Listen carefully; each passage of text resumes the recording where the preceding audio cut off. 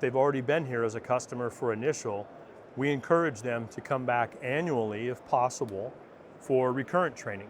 Recurrent training is a much more abbreviated course compared to the initial, but it reviews the systems knowledge that they need to know, and then more importantly, it reviews the emergency procedures in the simulator, and then reviews the procedures in the aircraft.